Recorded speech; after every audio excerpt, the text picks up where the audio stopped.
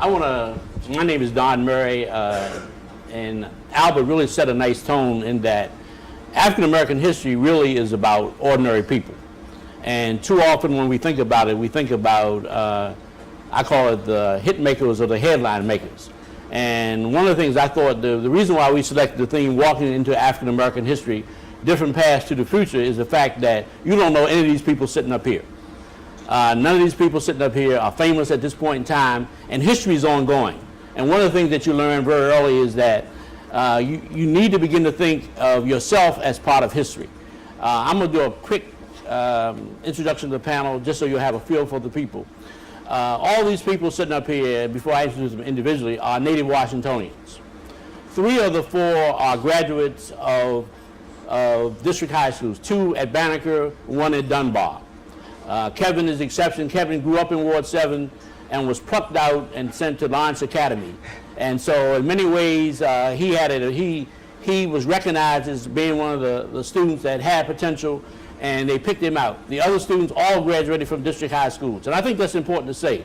One of the reasons why we decided to do it in the high school, we do most of these in restaurants around the city, but we decided to do it in the high school because we felt that too often when people think about the DC public school system, they don't think about champions. And I argue that every person sitting up here today, and I hope that you in the audience are all champions. And so one of the things that you'll begin to see as you get to know them better is that, like I said, they all are native Washingtonians. 3 grew up in Ward 7, 1 grew up in Ward 5.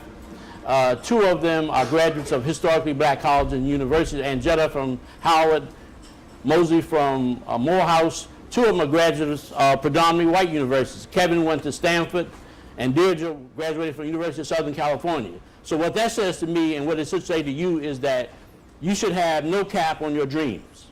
That part of what black history is about is the idea that this is something that's important, and you should have no caps on your ability to see, because everybody up here went to district school systems, native Washingtonians, grew up in, quotes, Ward 7, I think Angetta grew up in 5, and so the other 3 all grew up in Ward 7.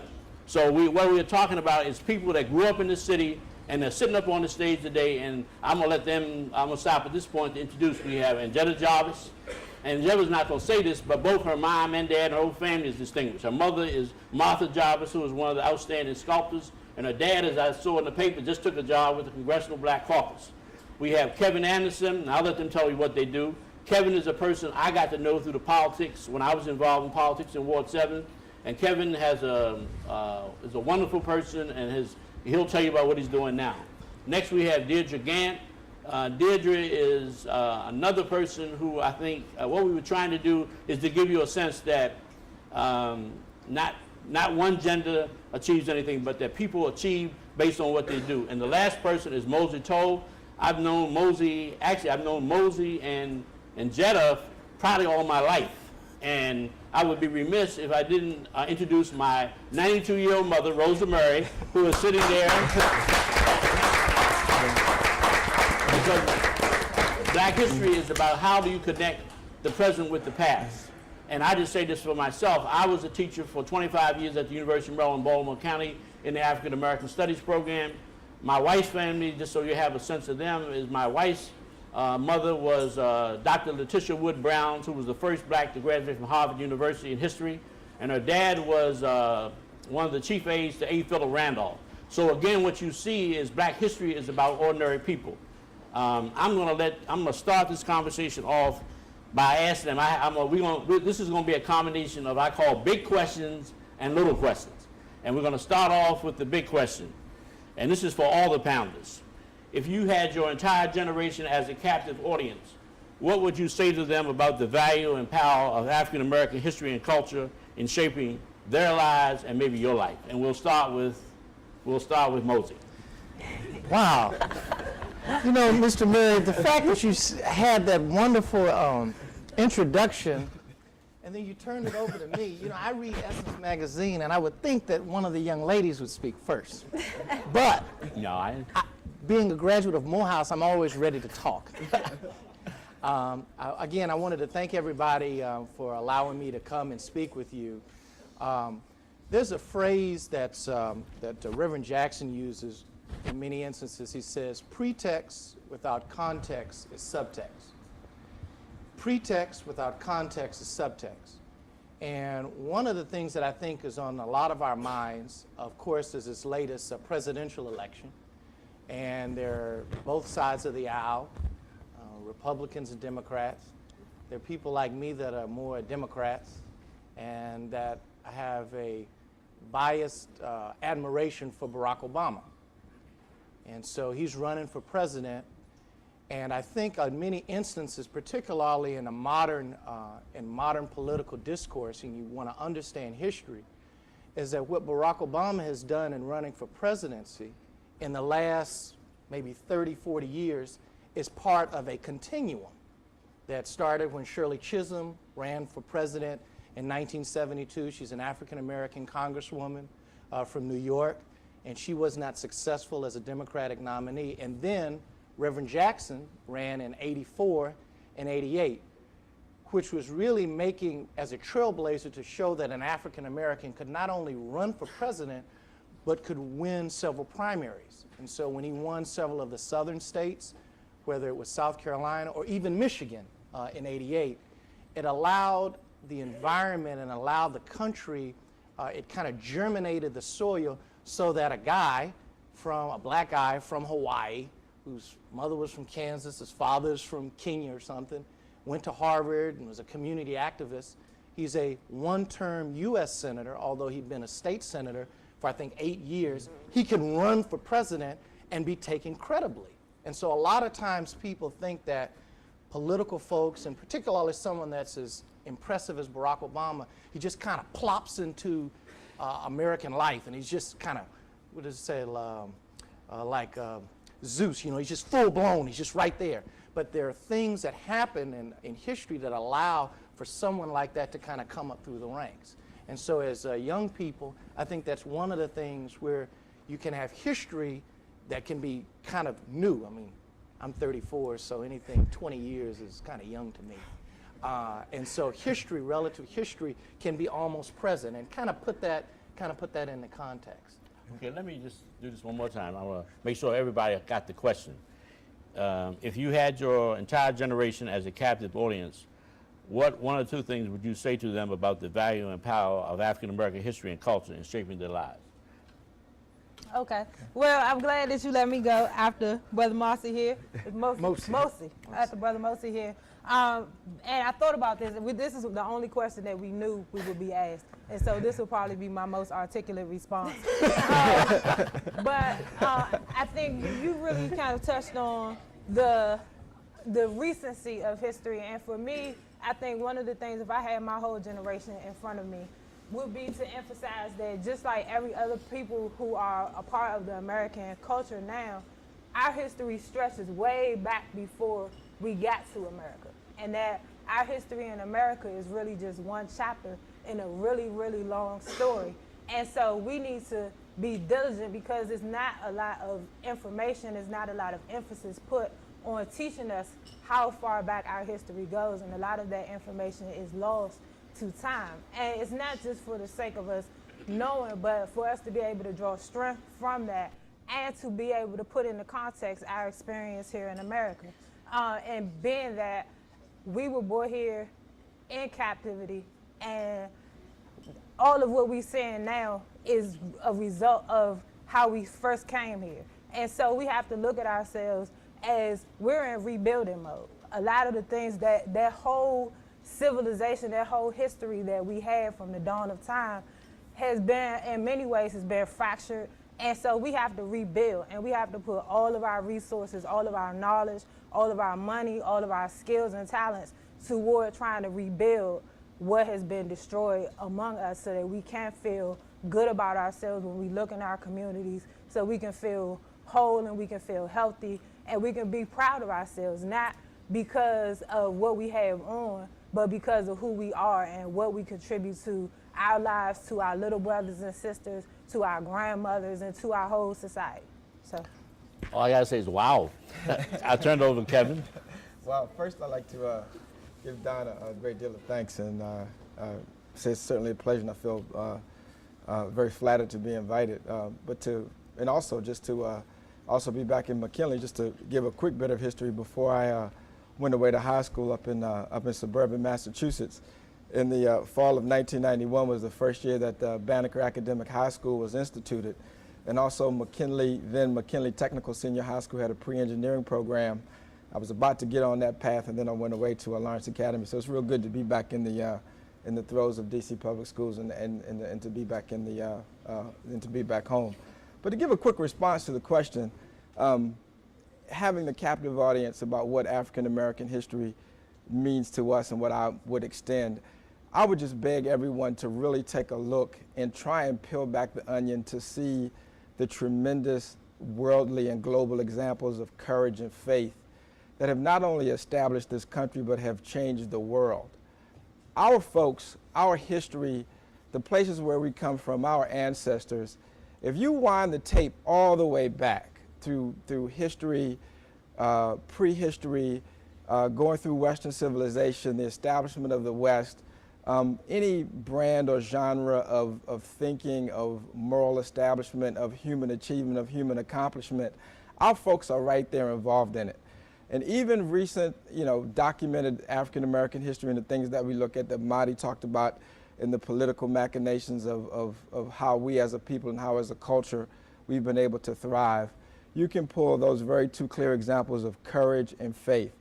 And I think that's what is able to catapult us as individuals and able to catapult us as a community and as a culture, because there are always times, and it's not particular to one group or particular to one culture, but there's always a time in an individual's life that a decision has to be made and something has to be tapped. Character, your moral upbringing, things that your parents and your community and your academic settings have put inside of you. In all of African American history, you can go back and find tremendous stories about whomever it was, be it from Martin Luther King to Fannie Lou Hamer to Crispus Attucks to Matthew Henson, to the whole realm of African Americans that Don said that captured the headlines. You will see those points of courage and faith to catapult themselves individually and to catapult the culture. And I think that would be the greatest item that I would encourage and I would put forth for folks to look at and think about when they're talking about African American history and African American culture. And also to support what Don said, be very clear, it's not particular to the African American culture, it's to the global culture and to the American culture, the examples of courage and faith and world changing. But I think we'll have a chance to talk some more and I'll pass it on. And Jetta? Okay. Hello. I guess if I had a captive audience, which I do at this point, I would say that, basically African American history is important to me, and I think to everyone, and we should look at it as something that's important. We should use it as a trigger to trigger ourselves to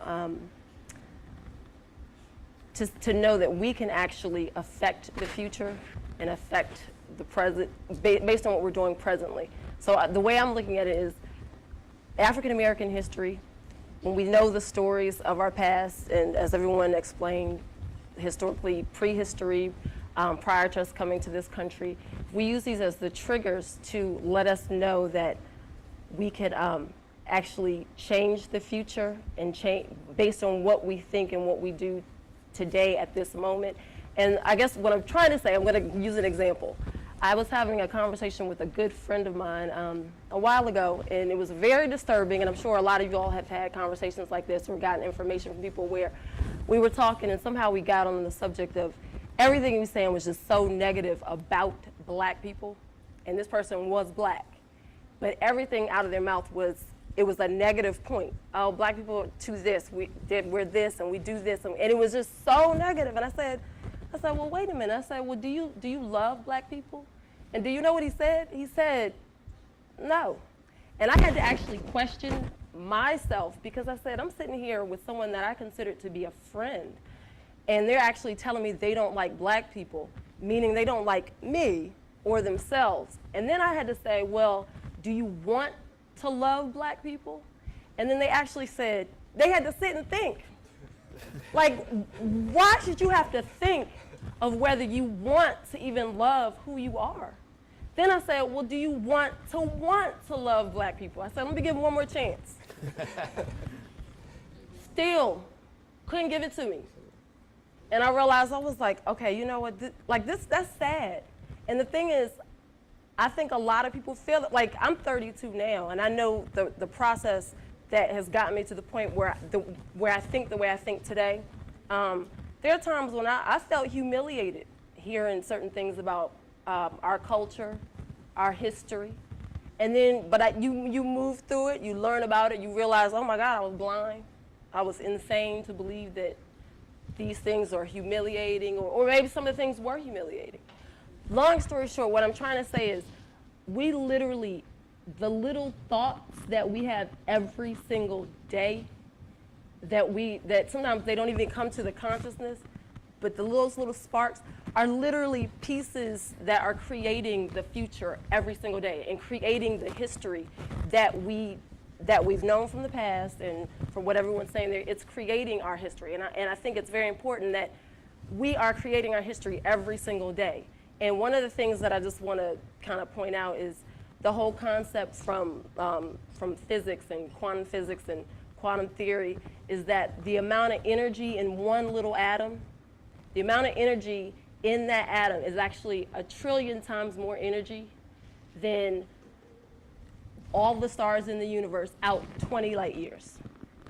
Now, if you can concentrate just that little bit of energy, a lot of people talk about that's how we can get the Big Bang, and I'm not going to go into that whole thing, whether it's the Big Bang or whatever.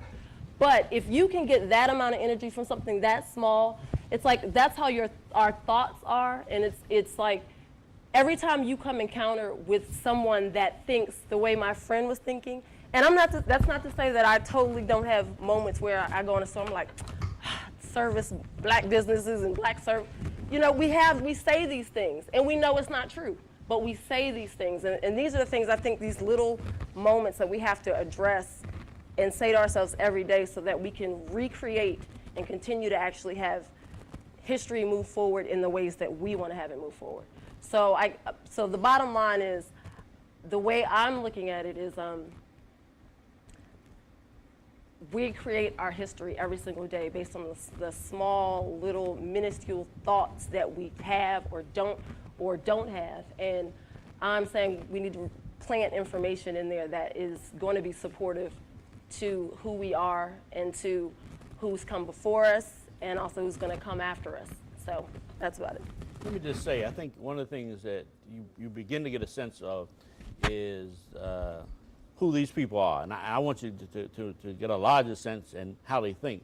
I want to start with Kevin, and we'll go back and give Angela the cleanup spot. I'm interested in people knowing what are you passionate about? Does your passion in some ways relate to what you do? And I think it would be interesting, none of you know any of these people up here, and I thought it would be interesting to sort of give in 3 to 5 minutes Gotcha. who you are, what do you do now, how have you gotten where you are, and what do you really feel passionate about in your life? Gotcha. Is there a question? Yeah, I just wanted to ask her, are you still friends with that man who said, you know, like that? Honestly, I talk to him occasionally, and really preparing for this, I'm just gonna be honest, like, preparing for this, I was debating either doing it, I wanted to do it, but I just felt very non-hopeful about just the future. And I'm so glad that you had this, because in preparing the question, it brought me back to life. But long story short, the person called me the past month, and I had to realize, I said, you know what? I mean, I have to have limits. There's some days I can say, hey, how are you doing? But it's certain things, it's just a wall. I mean, I do talk to the person. I consider them a friend, but I know where they stand. And my thing is, that's the old paradigm, not loving on myself, not loving on black people. And that's the old paradigm, is useless, and it needs to be replaced with the new one where every moment and everything that we do is for who we are, so that our history is continuous and is prosperous. Well, one thing, Njeri, and I wanted to just mention, not to piggyback off, one thing I think that as young people that you guys have to do is whenever you are confronted with what I call just ignorance, just that blatant ignorance, you never let that pass. You have to confront that kind of stuff. And whether they say something against someone because they're black, or because a woman can't do this, or you have a certain kind of background, your parents may not have gone to college or other kinds of things, you always have to kind of confront that, and that's what I like the best about her story. And that is, a lot of times young people are not encouraged to do. So, We'll no, I was just saying that you always have to, oh, okay. Yeah, okay, no problem. to reiterate the format one more time. We're going to try to go through a certain amount of I'm questions. sorry, Mr. No, Mayor. no problem. But you'll get your chance. We just want to, I think it's important you know who you are and how they got here. And like I said, the question I initially asked for Kevin was, and for all the panelists, what are you passionate about, and how does passion in many ways connect with who you are and what you do now? Thanks, Don. My passion, and it got instilled in me at a very, very young age. I'm the youngest of 6 children. My mother was a school teacher. Father was a worker in the federal government, worked for the Treasury Department. And I got a sense of excellence and a sense of winning very early in my life. And everything that I did, everything that I wanted, everything that I touched, for me, it had to be the best. It had to rise to the top. It had to bring, for me, a sense of accomplishment and a sense of true value of me putting everything I had into it. You go back, and sometimes I look back and say, wow, what did I do? I got good grades. I was an A student through Smothers Elementary School. I graduated valedictorian from Kelly Miller Junior High School in 1982. I went to high school in suburban Groton, Massachusetts, and I found out later the expectation was that I wasn't supposed to do well. I finished 7th in my class, cum laude, everything, a whole bit, got accepted to Stanford University. All of my internships, I worked with a law firm. When I played sports for number 14 Boys Club over in Northeast DC, my football team won 5 championships in a row. My basketball team won 3 championships in a row. I didn't make the basketball team when I was at Kelly Miller Junior High School, but I was the manager of the basketball team and made sure that we kept the best books and everything was fine. So even in that sense of not making it, I still, made sure I was there. And right after I left Stanford University, investment banking and consulting was the rave. So I went and worked for a small investment bank, got several Wall Street licenses, then transitioned and worked for the city for Anthony Williams, and wanted to make change after, what Njeri mentioned, being humiliated as a resident and child of Washington, D.C., and living in a different city and seeing it drag through what had to be some of the most humiliating existence of being an African-American Washingtonian during the late 80s and early 90s of our political happenings and the happenings in Washington, D.C.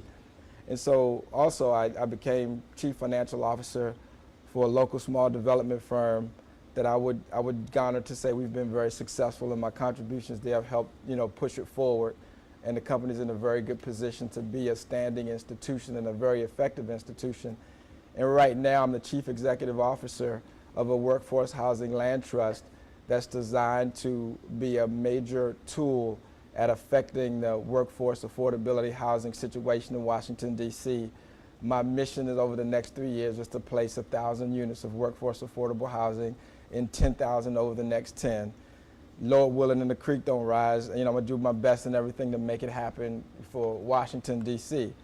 And that's me, that's what I'm passionate about. I'm passionate about being good. I'm passionate about being excellent. It's wrapped into my being an African American. It's wrapped into my mother being a school teacher. It's wrapped into my buddies and everybody that I grew up with playing football. And it's just wrapped into my friends and the people that I've gotten around, and the people who taught me at Kelly Miller Junior High School, who wanted to make sure that my level of preparation and my level of academic standing could be compared to any place, anywhere else. I don't know if that kind of gets you there, but that's what's inside of me, and that's what makes me work. Growing up in Ward 7, and Don knows when I got back to town, there was no way I could stand on the sideline and not get involved and talk about what was a lot of, real interesting conversation about pushing the city forward and where things needed to be, and, what type of cultural philosophy and political ideology and basic general standing about what needed to happen to push the city forward. I just had to be a part of that, and getting involved in the city You know, anything less than it being a world-class city, anything less than people saying it's not as good as New York, it's not as good as Montgomery County, it's not as good as Fairfax County, hurts me, upsets me. You know what I mean? It makes me cringe if any comparison ever happens that anything that my culture, anything that's involved with is not good. And that's me. I mean, you know, my record will, you know, go through that. Be clear, there have been some failures. There will always be failures. You know what I mean? That whatever happens, and I mentioned about, you know, playing basketball, and I mentioned, you know, some other, you know, happenings. But it's just that sense of always, you know, wanting to move forward and wanting to be the best. You know, I got a bunch of migraine headaches when I was in high school. Some people would still be like, Kev, calm down. You know what I mean? It's, you know, the level of intensity is great. That's what it needs to be. That's what I was trained.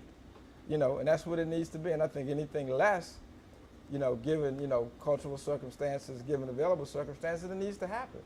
And I encourage folks not to be afraid of that.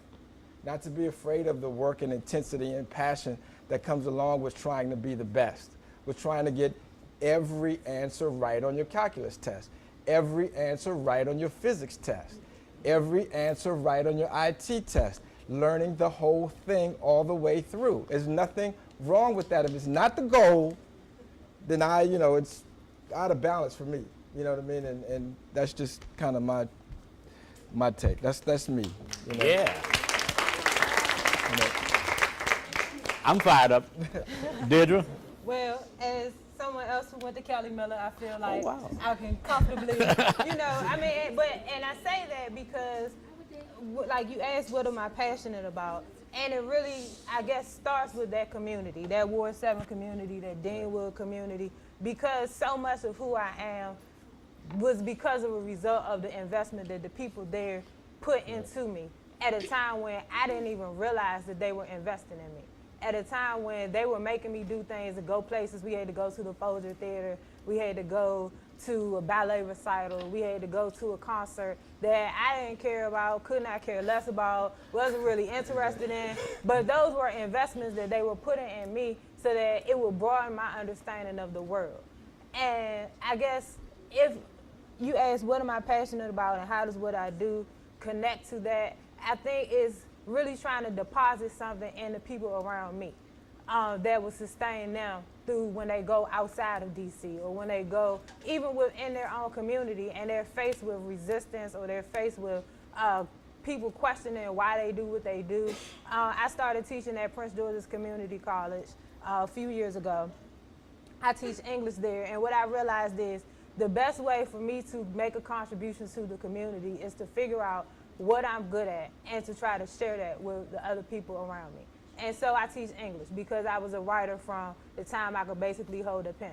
And I share it through my poetry, I share it through teaching other students, like not just at the college level, but I teach creative writing workshops to try to help people find that voice that I found. Because growing up in Ward 7, it's not, and growing up anywhere, right around McKinley Tech, it's not always easy. We go through a whole lot of personal drama, family drama, community drama, and one of the most important things we have to find is a way to get that drama out of ourselves so that it doesn't become toxic in our lives. And so for me, the arts have been an important way to get that drama out of my life and get it into some place where it could be constructive. And so one of the things that I try to work with other young people and older people is how to get that out of themselves, get it onto the paper, get it onto a tape recorder, or get it somewhere where you can really deal with it. So I would say that's one of my things that I'm passionate about. And then just really bringing all of our skills back into the community, like what I talked about before. A lot of times we look at our communities and we compare them to these other places. And we wonder, well, how come they have so many stores downtown and there's no stores in our community? Or how come there's so many carryouts in our community but we don't have grocery stores? Or how come we don't have movie theaters and we don't have all of these kind of amenities and creature comforts that other people have in their communities? And there's a lot of reasons for that, but one of the reasons is because we don't support our own communities. And that's one of the things that we have to put home first. And we have to think about how can we use our whatever resources we have. Everybody doesn't have $1 million. Everybody doesn't work for a development corporation. But with whatever God gave us, how can we use that to put back deposits into our community? Nobody is going to care about where we live more than we care about where we live. And so we have to start getting creative about how can we use what we have to start a movie night, or to start an open mic, or to start little things that will have big ripple effects that will have your peers able to do something other than just hang out on the street. Now some people, that's all they want to do. They're going to hang out on the street regardless of how many programs you put in place for them. But you guys know people that are bored, that just they can't think of anything else to do. But your creativity and my creativity and all of our creativity can create, and where we live, opportunities that don't cost a lot of money, that don't require us to go way across town to get what we need, whether it's for our education, whether it's for our physical health, whether it's for our emotional or our spiritual health. We have the power, and I guess that's what my passion is, really helping people understand that we have all of the tools that we need, that God gave us everything we need to be successful, and we don't have to go outside until we've tapped all of our resources inside first. And so that's why I teach at the community college level, and that's why I work with the Ward 7 Arts Collaborative, to try to keep that energy going within us. And then as we become more and more powerful, we can partner with other people in other places, and we can come to them on equal footing. And we're not coming to them saying, can you help us? Please give me, please help me. But we can say, you know, we had this really great idea, and we were wondering if you wanted to come in on it with us. And then we're building partnerships that are powerful in those partnerships, and not under the gun, or we're not being exploited in those partnerships. Wow. Yeah, Mossi? I would say these are some real good comments. I'm still trying to get my arms around, and Njeri, the physics and that whole thing, but that's just me. And that's very positive. I think you asked what I'm passionate about. And what do you do now? 'Cause I think and what do I do? Yeah. And what I do, and I'll put it in some context. I work for my parents. My mother and father own an engineering company that's headquartered here in Washington. We've been in business for 34 years this April, and I have 2 siblings. One, a sister Nzinga, that's an engineer that graduated from high school with Njeri. I have a brother Kimathi that's an engineer with us. He's 28. And then I have a younger sister who helps us in human resources. And we have about 200 folks that work with us. And we have offices throughout the country. But when you talk about what's important to me and what's really valuable to me as an individual, I think and I'm just saying this generally, you know, given the audience. Of course, we're all Americans. But as African Americans, I think that there are 3 things that are very valuable to our advancement here and our continued success in this country. I think there is political empowerment, and that's whether they're guys like Cory Booker in New Jersey, or Barak Obama running for president, or guys like Vincent Gray that are city councilmen. There is a cultural empowerment. That's where guys are teachers or people are in the arts and the various humanities. And then I think there's a third piece, which we call like economic empowerment, whether you have a job working for a large corporation or whether or not you're a small business person like my parents. And in working with my parents, I grew up in D.C. in front of the Arboretum, and then we moved over into Ward 7 in '84 and in the Southeast, and I went to Bunker Hill and then Deal, and my parents didn't like me. They sent me to Banneker. It's no football team. I want to play high school football. I still haven't gotten over that. That's a whole nother discussion. Do you have a football team here? Yeah, Banneker, we were Bammers. We didn't have a football team. We didn't have a football team. I still haven't gotten over that. And then I went to Morehouse. But when I came out in '95, I came to work with my parents full-time in their business. And we saw our business grow. We have offices in California and New Mexico.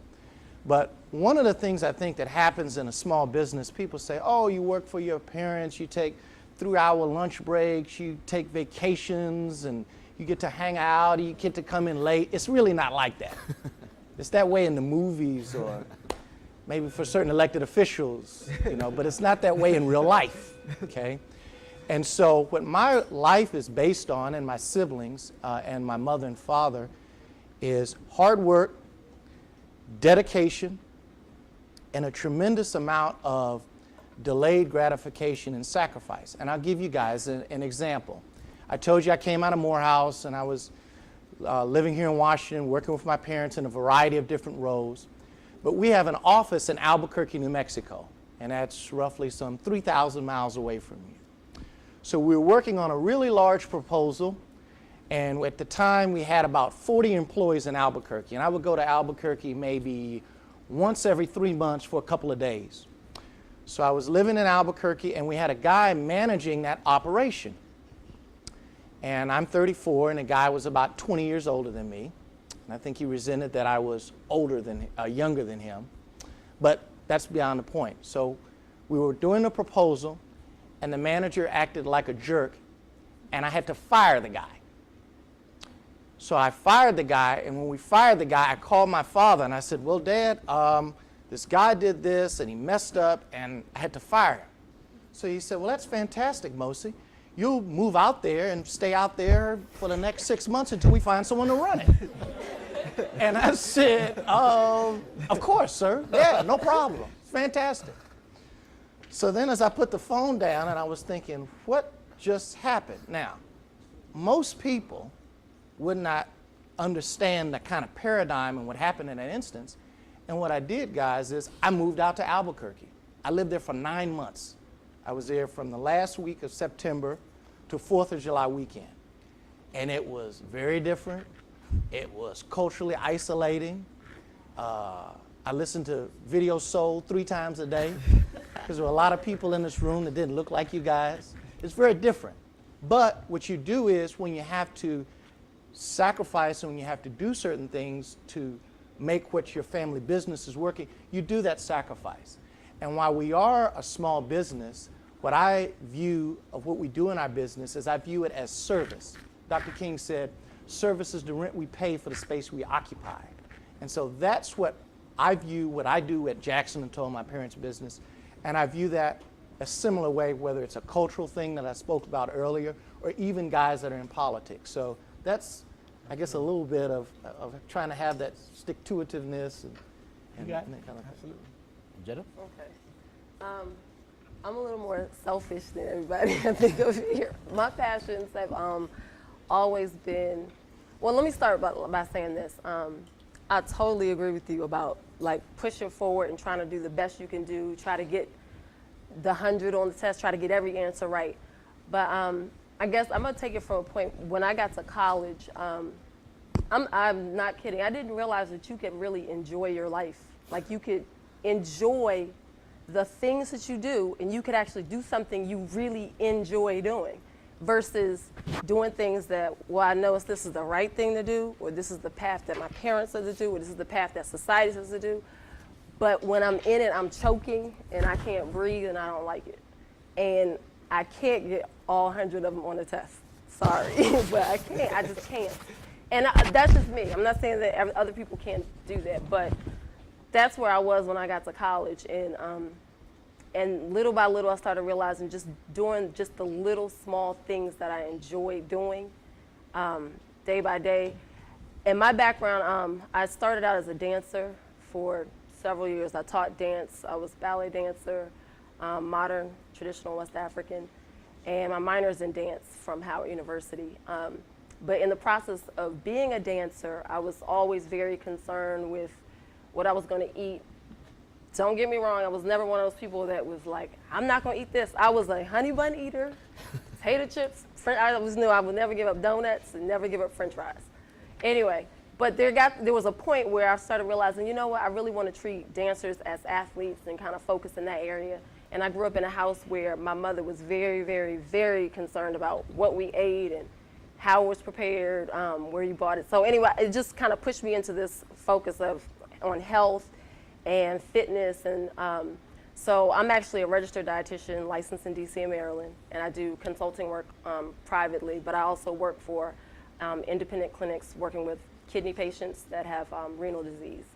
So that's where I am now.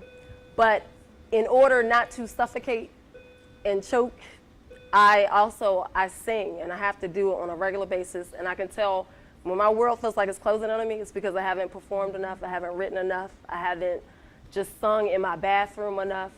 And I always sang. Everyone always told me, Jetta, stop singing, you sound terrible, don't do it.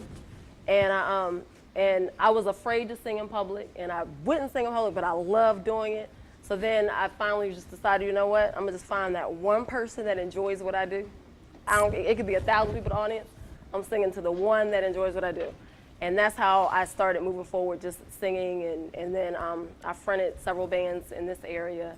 And now I'm working on my own independent project that's completed, and I'm promoting that now. And it's a CD called Coming Undone, Return of the Goddess. And I'm playing the part of the goddess. But the premise of the music is I really do want the focus to be around just loving who we are as people, the dark, negative spaces that people always talk bad about, look down on. The dark, negative spaces balance the light and the positive. And it's like we can keep talking about all these different things that we want to do, but my whole point with that CD was to balance and try to find a groundedness between the male and the female, of the divine, light, dark, negative, positive, and that's where I'm going in that area. But long story short, I'm passionate about just being healthy, and it doesn't mean you have to eat everything that's on the plate, but really actually connecting to the universal flow, trying to figure out where you fit in there, and also just very passionate about music and writing, and I've taught myself to play the piano and all those good things, so that's where I am. I want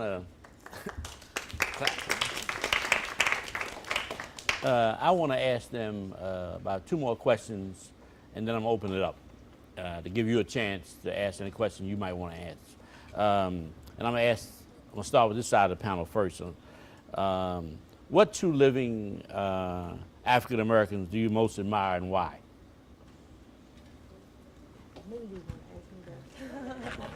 You say drama, so you can say Mary J. Blige.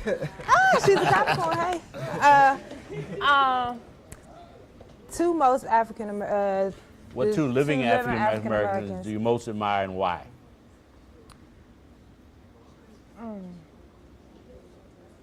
Can I take a pass and come back to you? Yeah. Okay. Most? You start. I would have to say 3. Well, that's, And I can do it as if I was talking about 2. Okay. you got one of the Deidres. All right. That's right. That's right. I would 2 go together, and then one is separate. I spoke earlier about Reverend Jackson, and I think a lot of times he doesn't get the credit that the guy deserves.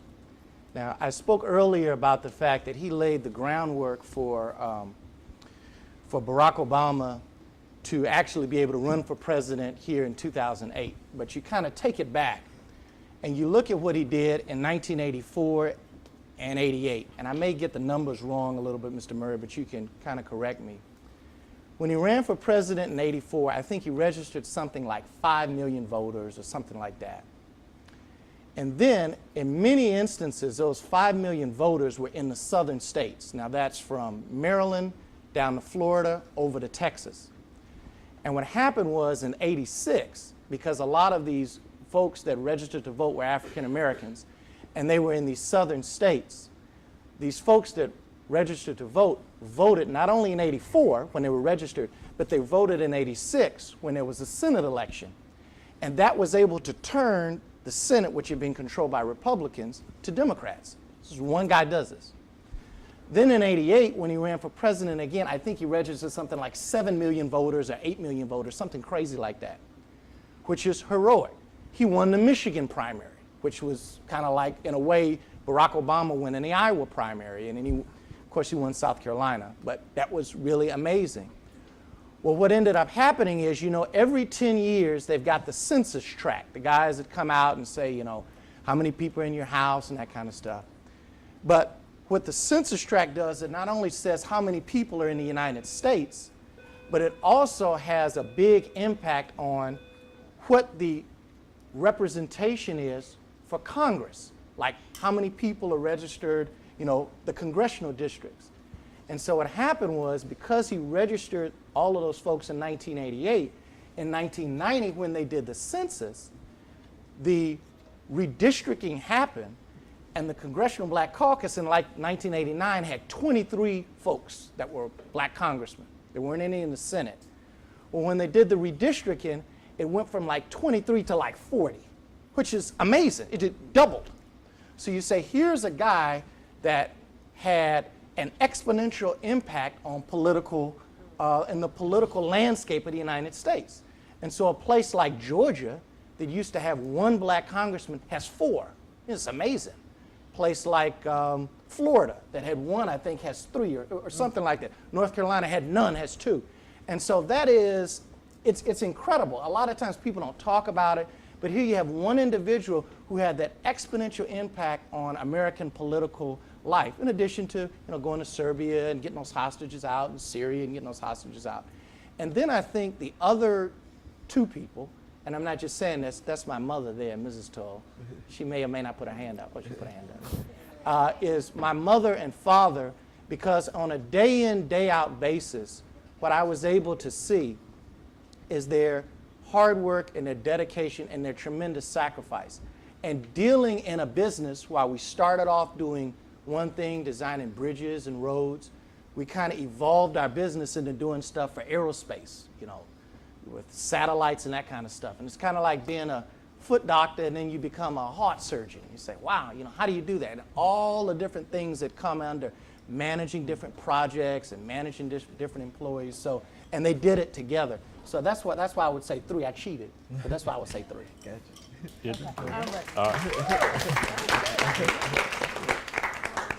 Okay, so I sat here and I plumbed my brain and went through all of the people that I knew, because a lot of my heroes tend to be people that already have passed on. And one, I would say, and these are people that you've never heard of, most likely, and kind of in keeping with the ordinary heroes. One is Kathy Brown, who was my youth pastor when I was growing up, and she's now I'm part of the AME Zion Church, and she's the director of the Christian Education Department and she works a lot with youth.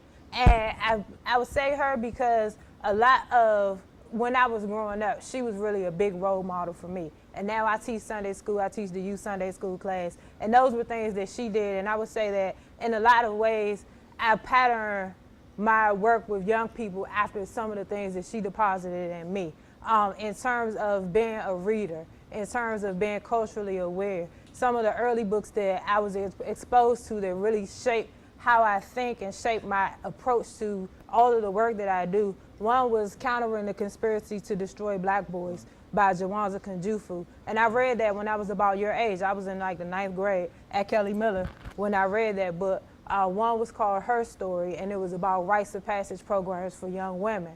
And so just being exposed to books like that, being exposed to ideas that I really would have never gone to on my own, that's one of the things that she taught me to do for young people, whether they like it or not, but to try to work with them. That's one of the other things that I found that helped her to really connect with us so much, was that she wasn't always just coming down on our culture or coming down on our experience, because I know how I feel when older people just start talking down to me or start talking bad about the things that I like. She tried to really make a connection with us and help us to get a better understanding of what those things, what the deeper implications of some of the music that we listen to and some of the movies that we like to watch and some of the people that we consider to be role models. How, from a long shot perspective, how those things were influencing the way we thought and influencing what we believe was going to be possible in our lives. And the second person would be Heather Ann Pofo Auntie. And she was the previous Arts Collaborative. She was the previous director for the Ward 7 Arts Collaborative. And I've only known Ms. Ampofo for maybe 3 years now. But she's just such a light personality. I had never really met anybody like that before. And she just inspired me to try to be that same type of light personality where no matter what the problem is, she comes to it with a positive attitude, with a solution-based mentality of where are we going to go from here? If it's not working, okay, we can accept that it's not working, but what are we going to do about it? We're not just going to wallow in the fact that there's something wrong, but we're going to try to figure out how can we make it right. And she's a very spiritually grounded person, but she doesn't try to push those things onto other people. She doesn't try to force her opinions on other people, which is definitely something I can learn from, because I do sometimes tend to be kind of bombastic with my attitudes, and I can, even tend towards the self-righteous. And I try to hide it, But, and so I guess the people who inspire me, or the people who I try to model myself after, are people who are very knowledgeable, but they're very humble in their knowledge. And that's what I'm trying. I feel like where I'm trying to go in my life is to be able to be sharing, but also to always come from a spirit of being loving and being caring, and letting that show forth more so than anything else, more so than any type of condemnation or any type of criticism. Wow. On the other side, and like I said, this will be my last question, I want to reverse it. What two African-American ancestors do you most admire, and why? See, I had all my active answers. Where to go? Jerry got some physics.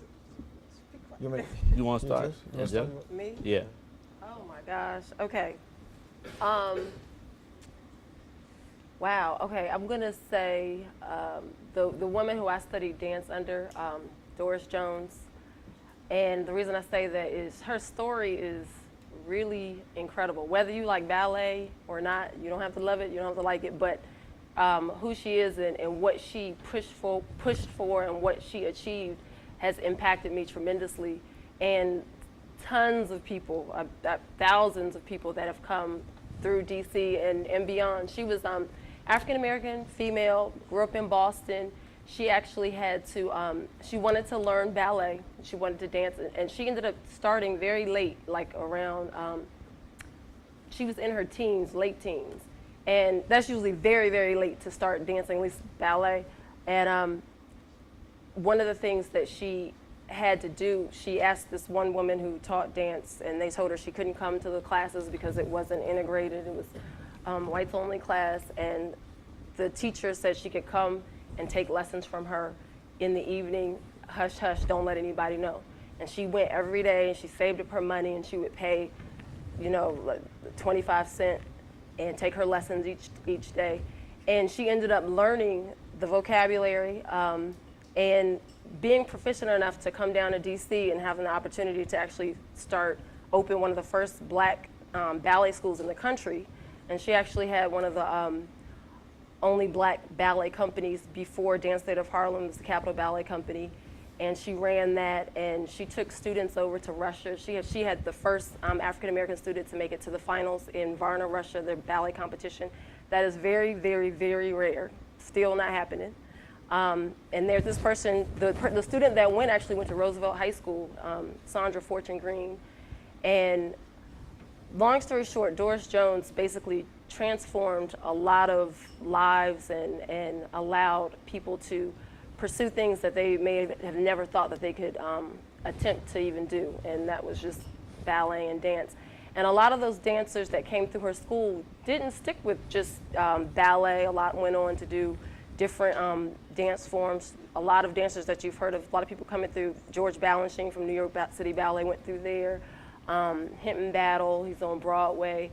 A lot of the dancers that danced with Dance Theater Harlem came through there, studied there, taught there. The guy who choreographed The Wiz, if you guys have ever seen that, I don't know if you guys are too young to have seen The Wiz. You seen it? The guy who choreographed that, he went to Jones Haywood, the school that she started. Anyway, she's one of my heroes, and to be able to do that back before even the civil rights movement, this was back in the 30s and 40s, and then to still keep it going, and the school still operates today right off of Georgia Avenue.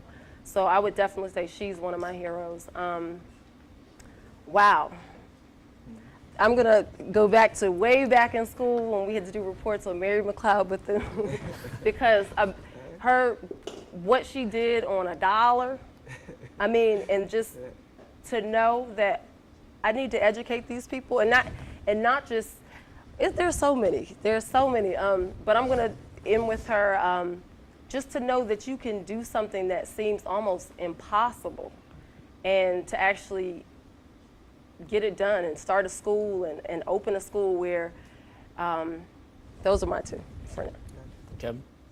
Real quick, might be trite, but their accomplishments are life building and life moving for me. The first one is Martin Luther King Jr. Everybody talks about him, African American, has his own holiday, but the one thing that makes him very, very special to me was his ability to implement his selflessness, his disregard for material life. Even in the things that I try to do and try to accomplish, it's hard living in America today without wanting, without having to manage and having to deal with material stuff and things. And Martin Luther King almost easily, I'm sure he struggled at times, but he almost easily turned it on and turned it off. Frederick Douglass was another. And if you really haven't peeled back the onion about Frederick Douglass, please, try to take some time and do that. Scholar, statesman, intellectual, and thinker.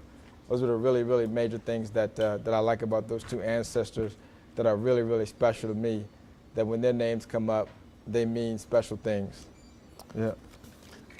Let me just say, and I want to say this, none of these people up here, I called all these people, and none of the people that came up here gave it a second thought. They said, we want to do this. None of these people charged a nickel.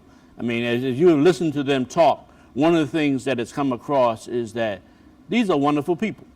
These are 4 wonderful people.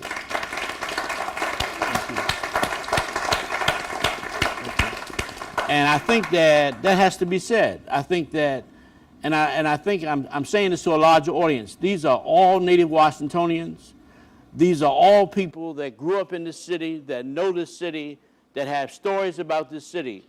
And I think one of the things I'm proud about as the chair of the Humanities Council is you not only saw the humanity of all these individuals. You got some sense that these are people who think strongly about a lot of things, and we only touched the surface today. I'm going to shut up because I think you need to get a chance to answer a couple questions. So if there are the people, what I want you to do when you ask your question, give us your name and speak loud so we know you are. But this is your chance to ask any question you have for the 4 individuals up here. But I thought it was important that we really thank them because I think this has been a wonderful conversation. We're going to do it again, and we may even do it over here again. But I'm saying I think it was a wonderful conversation. So I'm going to shut up. Are there any specific questions that you have? And stand up and give your name.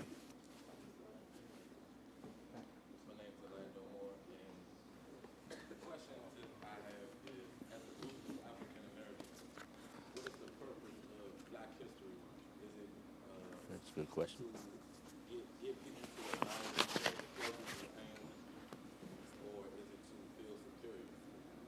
That's an interesting question. Good question. You want to go? Well, after you. Go. Yeah. You should go. Exactly. You hit it. All right. You go. You can hit it. I would say, I think it's all in what you want it to be. I mean, it doesn't have to be one thing or the other. And I think what I love about the history is that you can use it to trigger yourself emotionally. And you should.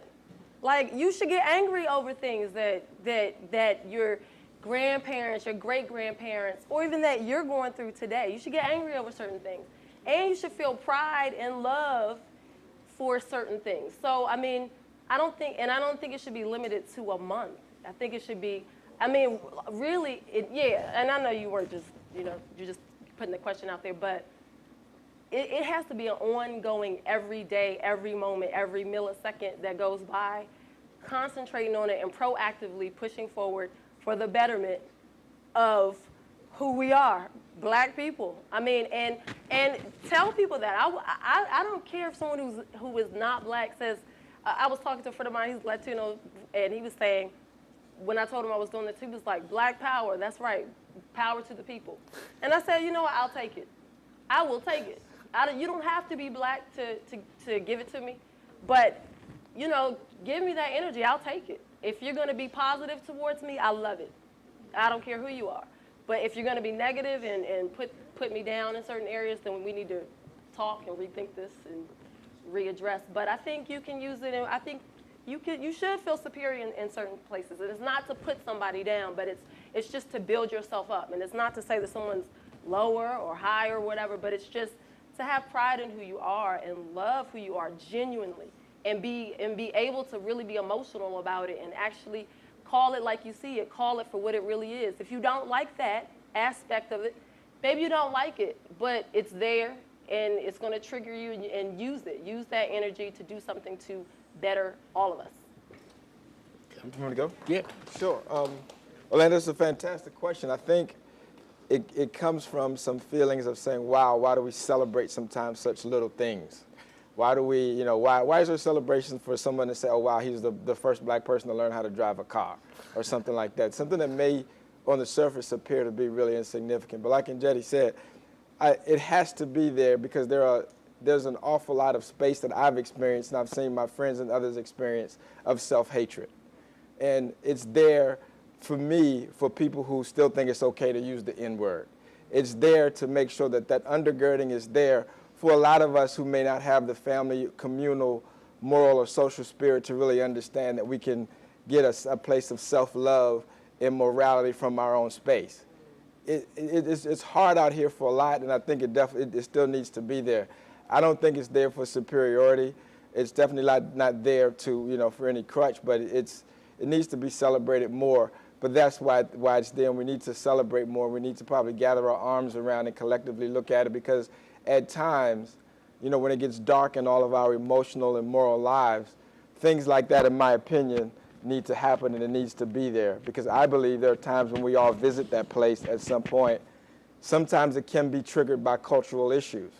To me, I think it's triggered an awful lot, because some of the things that, you know, culturally we struggle with, culturally that we do, some of those other kinds of stuff that we hear each other, you know, talk about, like Njeri said, you know, we're the first ones to criticize ourselves more than anything or anybody else. And to me, that's why the undergirding of it is there, and it needs to be celebrated much greater scale, on a much broader basis. But it's great that it's there, and that's my response. One of the things that I wanted to add to that is, when you talk about history, a lot of times we don't put it in context. And I keep saying context, but it's almost like a drumbeat. A minister once said, faith or religion, it's not something that isolates you, it insulates you. And so when you have an understanding of your history and not only the depth of it, but the breadth of it, it puts a lot of things in the proper context. And so you would say, Dag, all of these things have happened. Well, what can I do? I'll give you an example. They just celebrated last year the 200th anniversary of the Haitian Revolution. Now, you look at a place like Haiti, that's not in America. You know, Black History Month has started, you know, it's a more recent phenomenon, but Carter G. Woodson had what they call a Negro History Week, you know. But when you look at our history, even though it's not in the United States, it's in the Americas, Toussaint Louverture, Henry Christophe, and Dessalines, a bunch of ragtag formerly enslaved people, beat the whole French army, Napoleon sent the whole French army down to Haiti to crush a slave rebellion, and they beat all of them. Now, they beat them so bad that not only did Napoleon turn tail and go back to France, he said, wait a minute, if I can't keep control over these black people in Haiti, how can I take over the United States? Now, America doesn't like to talk about it, right? They say, oh, you know, American Revolution, 1776, George Washington, all that stuff. Well, in a way, the Haitians helped save America from being colonized by the French and them kind of coming in and encroaching on them. And so if you don't understand the history, you know, you don't have a context, you don't have an understanding.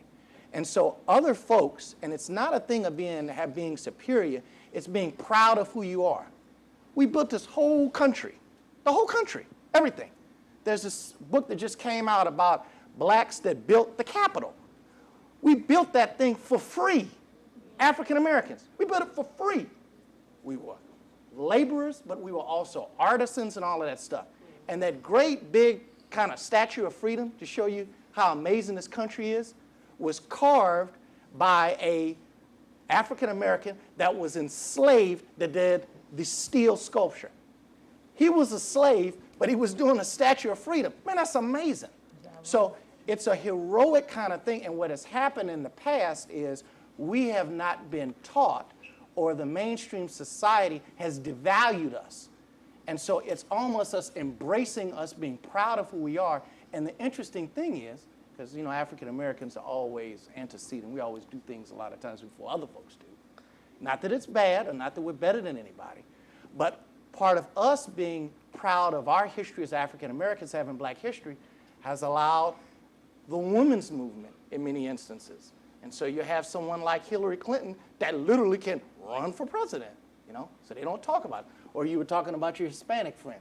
You know, they got the Latino History Month and all that other kind of stuff. So there are all kinds of ancillary things that kind of float out from stuff that we do. And so it's not a thing of being better, but this is our country too. We built the whole place. So you're going to tell me that I'm supposed to be second fiddle, or I should sit in the back of the bus, or I should be ashamed of getting a contract or getting into an institution? Well, that's mess, because we're Americans too. And so that's what you have to understand in a modern context. And you got to be audacious about it. You have to have the self-confidence, not being arrogant.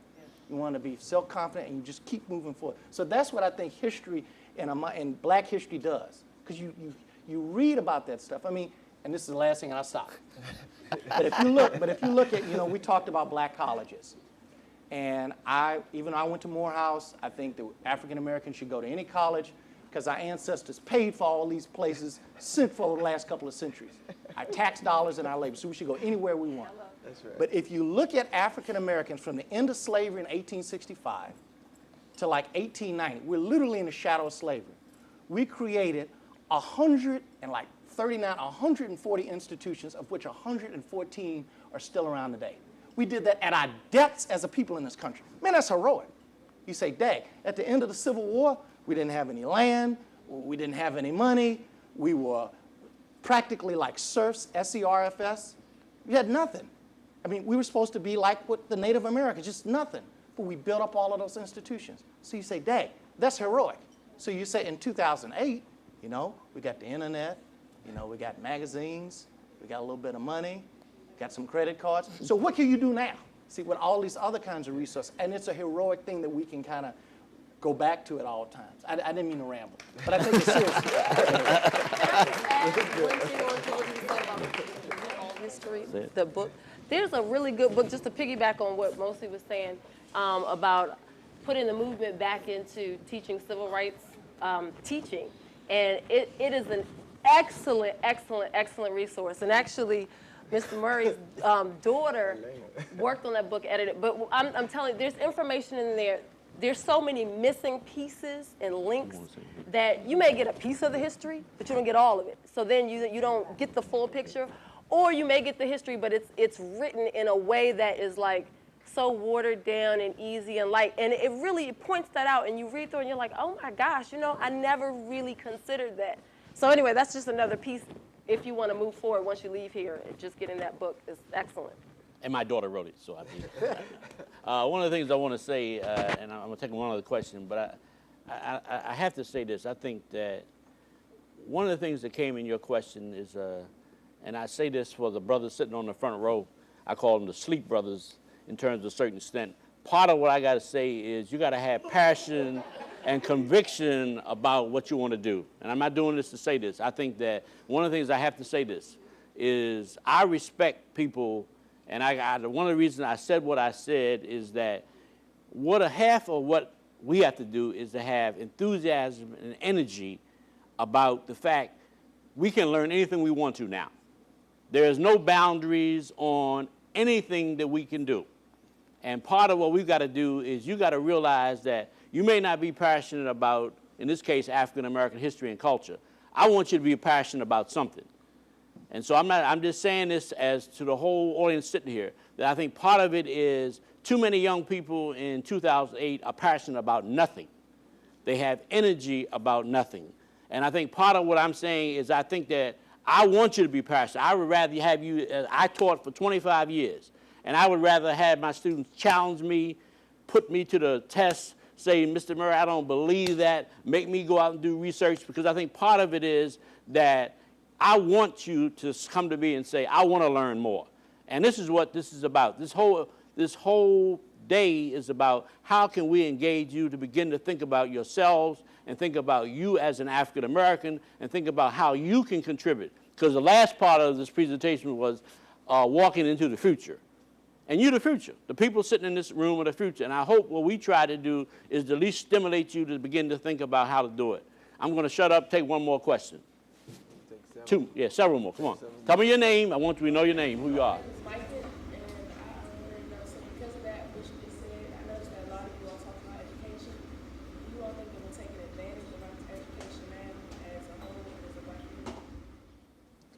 Yeah. Okay. Your name is Michael? Hi, Mike. I think that's a good question. I think that, and I am an educator, I think that there's two sides of this coin. On the one hand, there's the question of, are we taking as much advantage of the education that we're being given? And then I think the other hand is, how adequate is that education in preparing us for our lives, for how are we going to survive? How are we going to feed ourselves? How are we going to clothe ourselves? Not just at a basic educational level, but how are we going to build institutions that are going to keep that going? And so I think we are not always as serious about education as we should be. And I think that it's a large scale problem that a lot of people try to find very small solutions to. They want to blame just the parents and say, well, if you went into a home where your parents encouraged you to read, then you would be a reader. They blame the teachers and say, well, if the teachers were more serious, then the students would learn. And if a student doesn't learn, it's the failure of the teacher. And then, of course, they blame you guys because you are more concerned with Lil Wayne's newest song than you are with learning about what happened in 1784, right?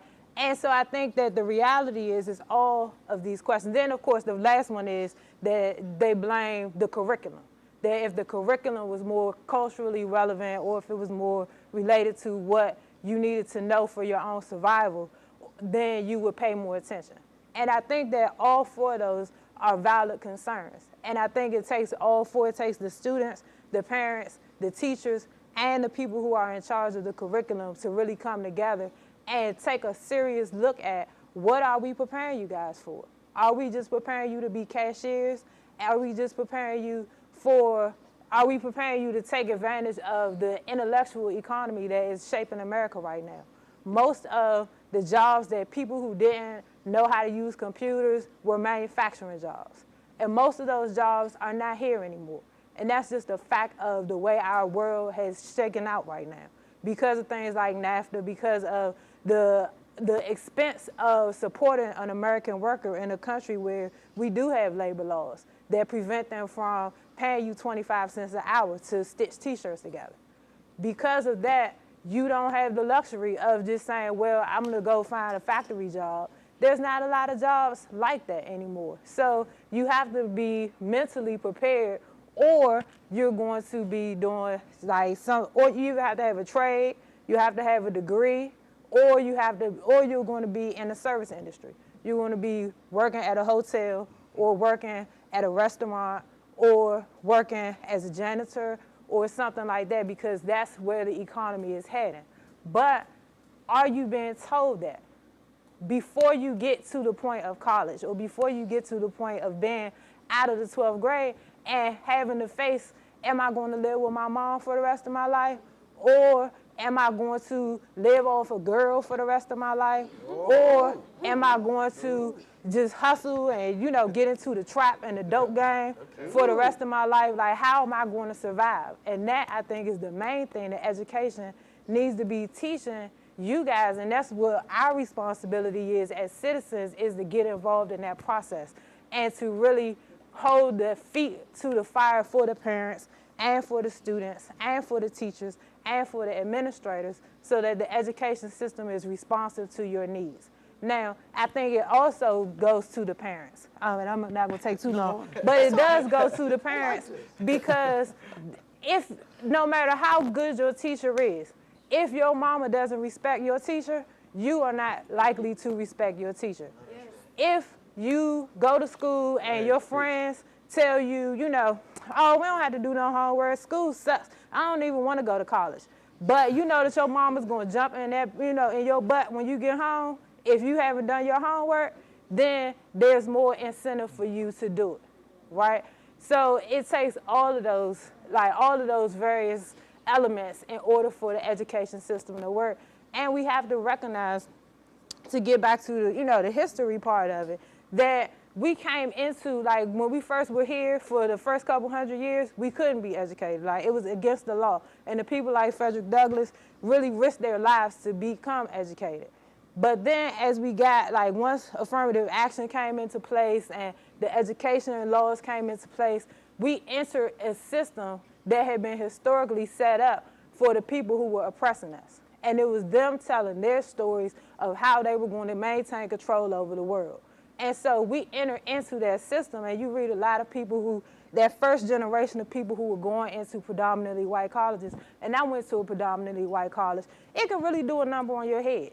When you go in there and you're listening to basically people telling you like you're invisible, that you don't exist. And that goes to the question of why Black history was first needed in the first place. When I teach English and we open up our literature book and they start talking about the history of literature, it starts with Greece and Rome. Greece and Rome are new on the scene in the spectrum of human history. No, that's right. And so where were the Babylonians? Where were the Egyptians? Where were the ancient Africans? What were they writing about? You don't understand that, you don't learn that, and all you get is 28 or 29 days if it's leap year to learn that information, right? So we have to recognize that we have to be very careful and we have to be mentally critical when we enter those education systems so that we don't allow ourselves to either become brainwashed and think that we have nothing to contribute and the best that we can do is to go and work for a big company and get a big house and we have nothing to build upon. I feel like I'm about to start rambling, so I'm gonna stop. How you doing? Amen. Can I just add? All right. I just wanted to add one more piece because it was just excellent. But I do, lately, I have really gotten to the point where there is really a distinction between children and adults. And that line has been blurred, and I'm sorry, because you know I'm all about I want to be free and I want to be emotionally, but I'm sorry, it's too many choices. Children, as a parent, I think the education thing comes down to parenting. And no, you don't have the choice to decide. If you are moving in the right path, and yes, that's where you can choose to decide what you're gonna do. But there's some things I don't think children should have a choice. Just you're gonna do this. You have to get it done. And the concept of repetition, to me, and this is just from teaching, having taught dance to students from 8 years old to 17, what I saw, and so they're younger than me, so I guess your generation may be 5 years older than you all. The concept of repetition, that is all life is. Like, to learn and really get something, you have to sit with it. And I know it's hard because you all, like, seriously, Black youth, to me, are extremely gifted, like naturally gifted. So a lot of times things do come quickly and easily, but you gotta sit with it to be the expert instead of just being just at the basic level. And that concept of repetition for everything is, like, to me, lost. I don't want to hear my opinion about that. Okay. You want to say? No, it's fine.